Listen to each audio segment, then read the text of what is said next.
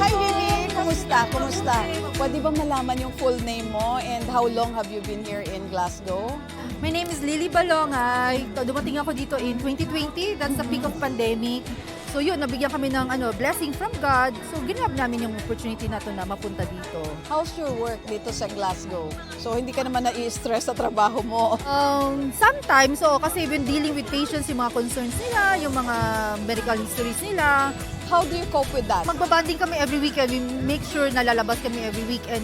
Aside sa work-related stress, yung may malungkot dito, away from family, kasi kami lang. MX3 capsule, ano yung naging effect sa health mo?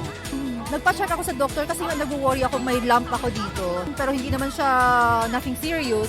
So nalaman ng family ko sa Pilipinas, pinadalhan niya ako sa Dubai, which is okay naman, naging okay. So naging ko na siya, yung parang nakasanayan na every time, lalo pag umuwi ako ng Pilipinas, I make sure na may dala. Kasi gusto ko yung husband ko uminom din. Ako yung tao na talagang i-invest more doon sa mga health supplements. MX3, dito ako believe.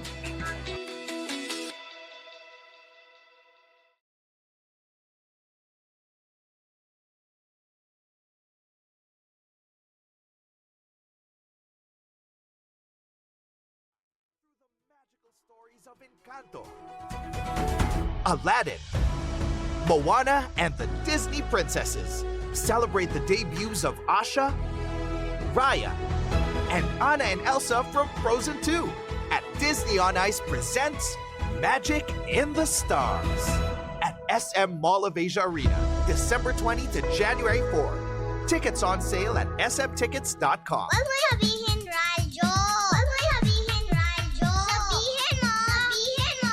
Energy. Energy. Lihim ng liham. Ang pinakamakulit na girlfriend mo sa balat ng radyo. Isang magandang morning sa inyong lahat! Ako pa rin po nag-iisang girlfriend mo sa radio. My name is Lindsay. Makulit pero may puso, handang makinig sa mga kwento mo. Alam mo, feeling ko kailangan mo na siyang iwan kasi it doesn't make sense. Ang kwento sa lihim ng liham. Mahal kong Lindsay. Bago ang lahat, gusto ko pong sabihin sa inyo na matagal na akong nakikinig sa lihim ng liham. Nakasanayan ko na po na pakinggan kayo at ilagay kayo sa background dito sa opisina namin. DJ Lindsay, ako po si Amy. No boyfriend since birth.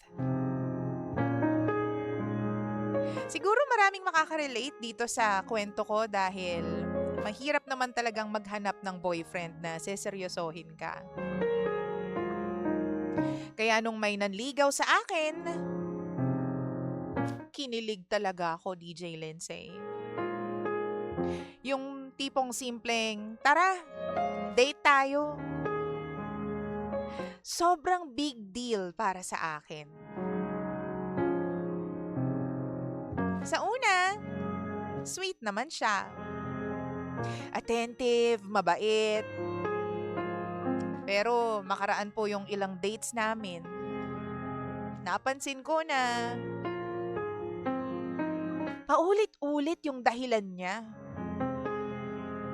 Yung dahilan na naiwan daw niya yung wallet niya sa bahay.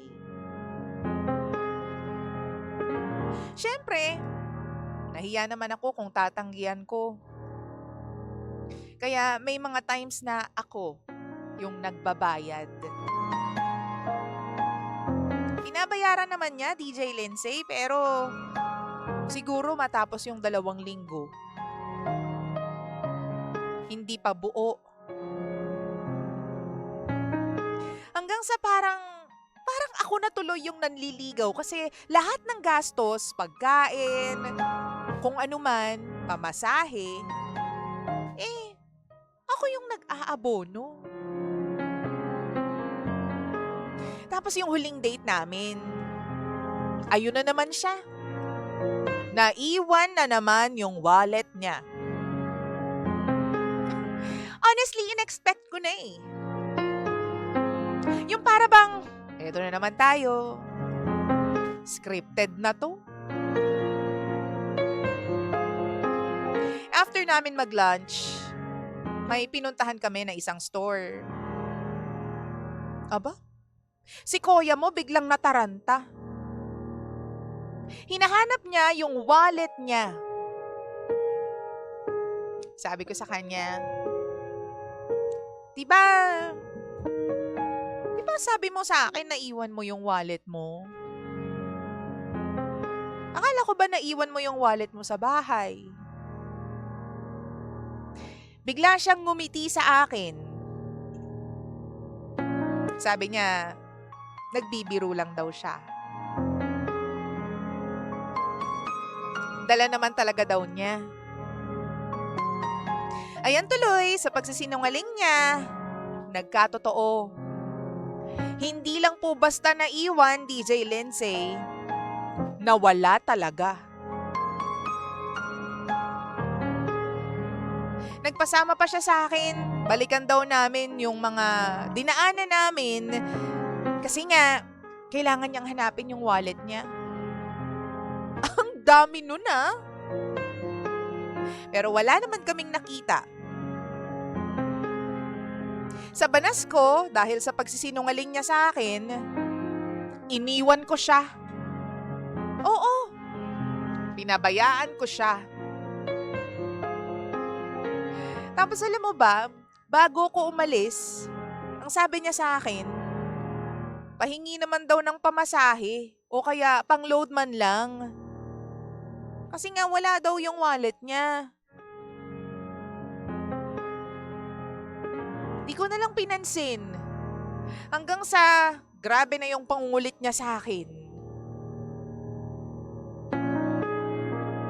Makaraan yung ilang araw, di ko na siya masyadong nare-replyan kasi nga na-turn off ako. Sa isip-isip ko, ganun ba kapag nanliligaw? Babae yung sumasagot? Ang sabi niya sa akin, DJ Linz, gusto daw niyang bumalik kami sa dating setup namin. Pero this time around, siya na raw palagi yung taya. Sa totoo lang, hindi ko po alam kung tatawanan ko ba o maiinis ako o ano ba. Kasi bakit ngayon lang? Ngayon lang kung kailan nawala talaga yung wallet niya. DJ Lindsay, red flag ba yung ganitong tao? Alam mo yung ikaw talaga yung mag-a-adjust para sa kanya? And take note, nanliligaw pa lang siya, pero grabe na siya magsinungaling para lang ako yung sumagot ng mga bayarin. O baka naman, mababaw lang tong dahilan na to, DJ Lindsay. Sana maliwanagan yung isip ko. Kasi baka mamaya ma-in love na ako sa kanya eh. Natatakot ako pero red flag ba? Push ko ba? O wag na lang?